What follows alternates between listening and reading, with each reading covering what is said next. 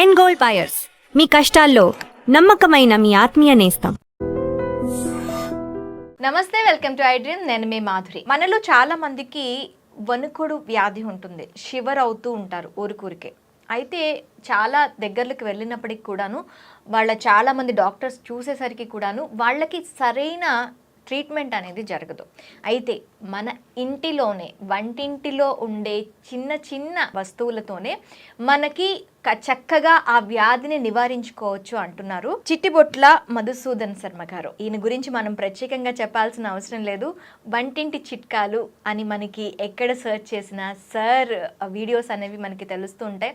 So షివరింగ్కి ఒకవేళ మనకి వణుకుడు వ్యాధి ఉంటే దానిని ఎలా తగ్గించుకోవాలి అడిగి తెలుసుకుందాం. నమస్తే సార్. నమస్తే. చాలా మంది కూర్చోనో లేదో అంటే నడుస్తూనో ఇలా వణికిపోతూ ఉంటారు. అసలు దానికి కారణం ఏంటంటారు? వణకడానికి బేసిక్గా 2 కారణాలు చెప్పుకోవచ్చమ్మా. ఓకే. అంటే సరిగ్గా ఆహారం తీసుకోకపోయినా, సరిగ్గా రెస్ట్ లేకపోయినా, సరిగ్గా నిద్ర లేకపోయినా, ఏదైనా కొంచెం యాంగ్జైటీ ఉన్నా, ఇవన్నీ వెరీ వెరీ కామన్ ప్రాబ్లమ్స్. కొంచెం పోషకాహార లోపం వల్ల కానీ అవి కామన్ అమ్మా. అవి ఏదో కొద్దిగా ఉంటాయి, దానివల్ల మేజర్ ప్రాబ్లం అయితే ఉండదు. కానీ ఈ వణుకుడు రోగం అనేసరికి పార్కిన్సన్స్ వ్యాధి అని చెప్పేసి ఒక జబ్బు ఉందమ్మా. ఓకే. అంటే పార్కిన్సన్ అనేటువంటి ఒక ప్రఖ్యాత వైద్యుడు ఈ యొక్క వ్యాధిని ఫస్ట్ గుర్తించడం చేత ఆయన పేరు మీదనే ఈ యొక్క వ్యాధి స్థిరపడిపోయిందమ్మా. ఓకే. ఈ మధ్యకాలంలో ఈ పార్కిన్సన్స్ వ్యాధి విపరీతంగా వేల సంఖ్యలో, లక్షల సంఖ్యలో, కోట్ల సంఖ్యలో పెరిగిపోతుందమ్మా. ఓకే. ఇది కూడా పూర్వకాలం అయితే ఏదో 50 సంవత్సరాలు దాటినటువంటి వాళ్ళను వచ్చేటువంటి పరిస్థితి ఉంటే ఈ రోజుల్లో చిన్న వయసులోనే వచ్చేటువంటి పరిస్థితి ఏర్పడుతుంది.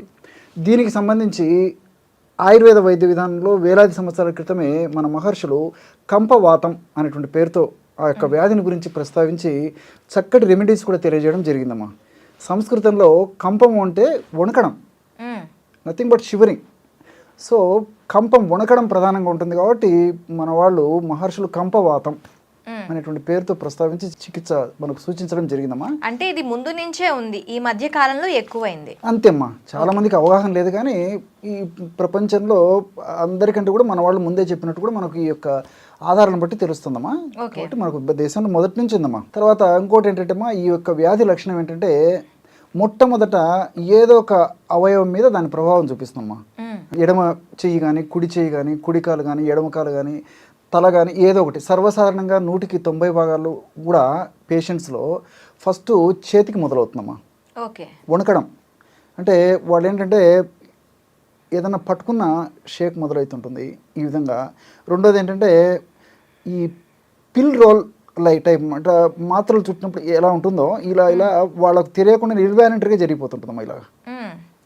ఇది క్రమక్రమంగా ఏమవుతుంటే రెండో వైపు వ్యాపించడము, తర్వాత ఈ కాళ్ళకు స్ప్రెడ్ కావడము, తర్వాత బాడీ అంతా స్ప్రెడ్ కావడము. సో ప్రోగ్రెసింగ్ డిసీజ్ అంటారు అన్నమాట ఇది. సో క్రమక్రమంగా వయస్సు పెరిగే కొద్దీ, నెలలు గడిచే కొద్దీ, సంవత్సరాలు గడిచే కొద్దీ ప్రోగ్రెస్ అయిపోయి ఒక స్థాయికి వెళ్ళిన తర్వాత కనీసము నడవడం కష్టంగా ఉంటుంది, మాట్లాడడం కష్టంగా ఉంటుంది, బెడ్ రిడన్ అయిపోయేటువంటి పరిస్థితి కూడా ఏర్పడుతుంటుందమ్మా ఈ యొక్క వ్యాధిలో. ఇంకోటి ఏంటంటే అసలు ఈ వ్యాధి ఎందుకు వస్తుందని చెప్పేసి మనం ఆలోచించినట్లయితేమా, ఈ మెదడులో డోపమిన్ అనేటువంటి ఒక రసాయన పదార్థం ఉత్పత్తి అవుతూ ఉంటుందమ్మా. ఈ డోపమిన్ అనేటువంటి రసాయన పదార్థము ఉత్పత్తి తగ్గిపోయినా, ఉన్నటువంటి ఆ పదార్థం సరిగ్గా పనిచేయకపోయినా వణకడం ఈ యొక్క సమస్య వస్తుంది. పార్కిన్సన్స్ అనేటువంటి సమస్య వస్తుంటుందమ్మా ఆ డోపమిన్.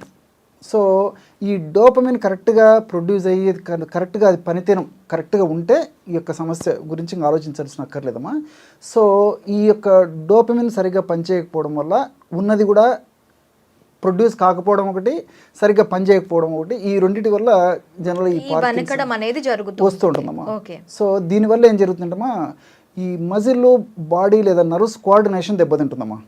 అంటే కండరాలకి, బాడీకి, నర్వస్కి కోఆర్డినేషన్ సమన్వయం లేకపోవడం చేత లక్షణాలు ఇవన్నీ వస్తుంటాయి అనమాట. అంటే అన్కంట్రోలబుల్, ఇన్వాలంటరీ, వాళ్ళకి తెలియకుండానే లక్షణాలు వస్తుంటాయి, వణకడం అనేది వస్తూ ఉంటుంది.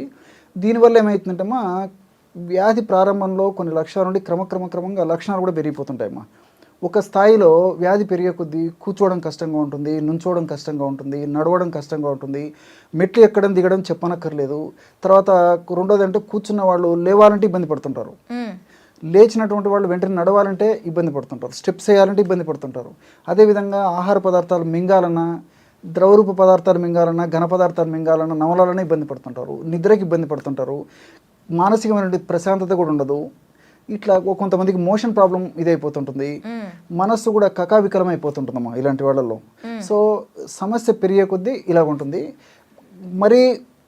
సమస్య మరీ పెరిగిపోయేసరికి ఏమవుతుందంటమ్మా, వాళ్ళ మాటలని ఇంట్లో వాళ్ళు కూడా గుర్తించలేనటువంటి పరిస్థితి. అంటే మాట స్పష్టత ఉండదమ్మా. ఓకే, కొత్తలో కొంత స్థాయి వరకు అయితే వాళ్ళు మాట్లాడేది ఇంట్లో వాళ్ళని గ్రహించగలిగినటువంటి పరిస్థితి ఉంటుంది. కానీ ఒక స్థాయికి జబ్బు పెరిగిపోయిన తర్వాత ఇంట్లో వాళ్ళు కూడా ఆ మాటలను రిసీవ్ చేసుకొని వాళ్ళకు సంబంధించినటువంటి సమాధానం చెప్పలేనటువంటి పరిస్థితి ఉంటుందమ్మా. ఏది ఏమైనప్పటికీ గత 50-60 సంవత్సరాలతో పోల్చుకుంటే ఈ రోజుకి ఆధునిక వైద్య విధానంలో అంటే ఇంగ్లీష్ మెడిసిన్స్లో చాలా మార్పులు రావడం చేత కొంత వైద్యం కూడా జరుగుతుందమ్మా. కానీ పూర్వకాలంతో పోల్చుకుంటే ఈ రోజుకు కొన్ని మందులు వచ్చాయి, కానీ అవే సంపూర్ణంగా ఆ యొక్క వ్యాధి నిర్మించలేకపోతున్నాయమ్మా. సో వాటి వల్ల ఉన్నటువంటి పరిస్థితి ఏంటంటేమా, ఆ మందులు వాడుకోవడం వల్ల కొత్తలో కొంచెం రిజల్ట్ బాగుంటుంది, తర్వాత కొన్నాళ్ళకి ఆ వ్యాధి ప్రోగ్రెస్ అని చెప్పాను కదమ్మా, పెరిగే కొద్ది ఏంటంటే సేమ్ డోస్లో మందు పనిచేయదు, మళ్ళీ డోస్ ని పెంచుకుంటూ పోవాల్సి ఉంటుంది. మనకి జనరల్ మెడిసిన్ తీసుకుంటే పెంచుకుంటూ పోవాల్సి వస్తుంది. రెండోది ఏంటంటే దానివల్ల సైడ్ ఎఫెక్ట్స్ మొదలవుతాయి. ఓకే, ఆ సైడ్ ఎఫెక్ట్స్ భరించలేక ఇబ్బంది పడుతుంటారు.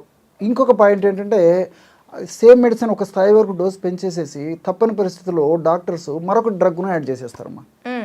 సో దీనివల్ల ఏంటంటే కొంతలో ఉపశమనం ఉండి వ్యాధి యొక్క ఉధృతిని కొంతవరకు తగ్గించగలుగుతున్నారు తప్ప పూర్తి స్థాయిలో మాత్రం చెప్పుకోదగిన ఫలితం కలగలేదమ్మా. ఈ నేపథ్యంలో ప్రపంచవ్యాప్తంగా కూడా ఈ మందు ముక్కలపైన, ప్రకృతిలో దొరికేటువంటి ఔషధాలపైన ఆసక్తి మొదలైందమ్మా సైంటిస్టులు. అలాంటివి ఎన్నెన్నో ఉన్నాయి, మంచి రీసెర్చ్ కూడా జరిగాయమ్మా. దీనికి దూలగొండ విత్తనాలు అని చెప్పేసి మనకు మార్కెట్లో దొరుకుతాయమ్మా. కౌహేజ్ సీడ్స్ అంటారు. ఆ విత్తనాలను పరిశోధన చేసేసి విత్తనాల పైన అవి పార్కిన్సన్స్కి బాగా పనిచేస్తాయని చెప్పేసి కూడా సైంటిస్టులు నిరూపించడం జరిగిందమ్మా. ఇలాంటి ఎన్నెన్నో ఉన్నాయి. సో మీరు అడిగారు కాబట్టి వాళ్ళు తయారు చేసుకోదగ్గ, వాడుకోదగ్గ ఒక రెమెడీ చెప్తానమ్మా. ఓకే, దీనికి 3 పదార్థాలు కావాలమ్మా. అన్నీ మీకు తెలిసినవే, తయారు చేసుకోవడం సులువు, అందుబాటులో ఉంటాయి, వాడుకోవడం సులువు. సింపుల్ రెమెడీస్తోనే ఆ యొక్క సమస్యకి మంచి చెక్ పెట్టవచ్చమ్మా. ఆ లక్షణాలు తగ్గించవచ్చు. తర్వాత ఇంగ్లీష్ మందుల యొక్క సైడ్ ఎఫెక్ట్స్ని తగ్గించవచ్చు. ఇంగ్లీష్ మందులకు కొత్త మందులు యాడ్ చేయాల్సినటువంటి అవసరం రాదు. రెండోది ఏమంటే క్వాలిటీ ఆఫ్ లైఫ్ని పెంచుకోవచ్చమ్మా. ఈ ఆయుర్వేదిక్ నేను చెప్పినటువంటి ఈ మెడిసిన్స్ వాడుకోవడం వల్ల అవి వాడుతూ కూడా ఇవి వాడుకోవచ్చమ్మా, తప్పేం లేదు. సో బాదం పప్పు అమ్మా, బాదం పప్పు ఫర్ ఎగ్జాంపుల్ ఒక 25 గ్రామ్స్ తీసుకోవాలమ్మా.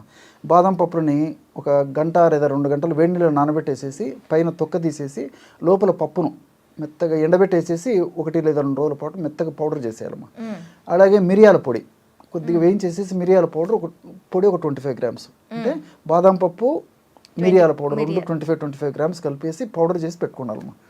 అది ఒక సైడ్ పెట్టుకోవాలి. రెండవది మనకి మార్కెట్లో సరస్వతి ఆకు చూర్ణం అని చెప్పేసి దొరుకుతుందమ్మా. మీరు వినే ఉంటారు అది. సో సరస్వతి ఆకు చూర్ణం మంచిది తెచ్చుకొని, స్టాండర్డ్ కంపెనీ వాళ్ళది. ఆ సరస్వతి ఆకు చూర్ణము మార్నింగ్ 2.5 గ్రామ్స్, నైట్ 2.5 గ్రామ్స్, ఆహారానికి ఒక అరగంట ముందు. సో షుగర్ ఇలాంటివి లేకపోతే ఈ సరస్వతి ఆకు చూర్ణంలో తేనె వేసుకోవచ్చమ్మా. షుగర్ ఉంటే మిల్క్ జస్ట్ అందులో పంచదార ఇలాంటివి కాకుండా బెల్లం ఇలాంటివి కాకుండా జస్ట్ మిల్క్లో కలుపుకొని తీసుకోవచ్చు, లేదా వాటర్లో కలుపుకొని తీసుకోవచ్చు. ఈ 2.5 గ్రామ్స్ అంటే 1/2 టీ స్పూన్ పౌడర్ అమ్మా. ఇందులో నేను చెప్పాను కదమ్మా, ఈ బాదం పప్పు పొడి, తర్వాత ఈ మిరియాల పొడి, అది జస్ట్ ఒక 1 గ్రామ్ వరకు కలిపేసేయాలమ్మా. 1 గ్రామ్ కంటే తక్కువైనా పర్లేదు. 500 మిల్లీగ్రామ్స్ నుంచి 1 గ్రామ్ అంటే ఆల్మోస్ట్ 3-4 పించేస్తామా. కలిపేసి తేనె తీసుకోవాలమ్మా. ఈ విధంగా తీసుకోవడం వల్ల బ్రహ్మాండమైన రిజల్ట్స్ వస్తున్నామా. దానివల్ల క్వాలిటీ ఆఫ్ లైఫ్ పెరుగుతుంది. నేను ఇంతకుముందు చెప్పినట్లు అన్ని మల్టిపుల్ దీనివల్ల బెనిఫిట్స్ ఉంటాయి, కానీ ఎలాంటి సైడ్ ఎఫెక్ట్స్ ఉండవమ్మా. సో కామన్ ప్రాబ్లం కాబట్టి అందరికి దొరికేటువంటి ఇలాంటి ఔషధాలు వాడుకోవడం వల్ల అద్భుతమైన రిజల్ట్స్ వస్తాయమ్మా. Okay, thank you sir, thank you very much.